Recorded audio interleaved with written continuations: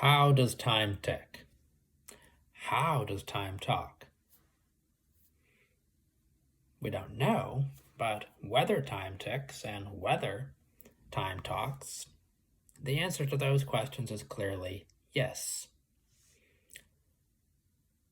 How would we name an action of which it's certain that it happens, but it's unknown how? To that I proposed meta-action, although there's a kind of Greco-Roman mongrel. Now, why do we care about this concept, meta-action, for which is clear whether it happens, but not clear how? Individual philosophies also tend to rely on meta-action. For example, Plato says that individual things come into being as copies of ideas. Now, how does this copying actually take place? We don't really get into that, but that it does, whether it does, is sure.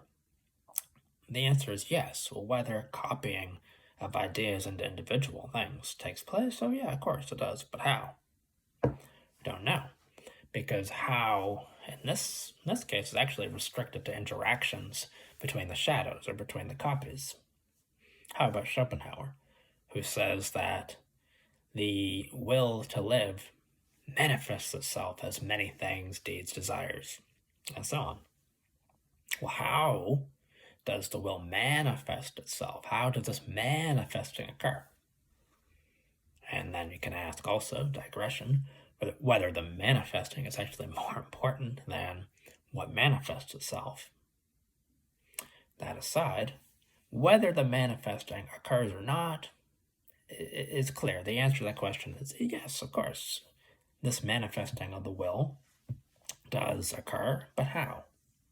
So the philosophy, the system, tends to fall back upon a single, not only on a single most important being, the will, but also on a single inexplicable action that's nonetheless the basis of all lesser actions to which you can ascribe a how, whether it's a recipe or an algorithm or a cause and effect relationship like chemistry, products, or reactants and products to bring them about.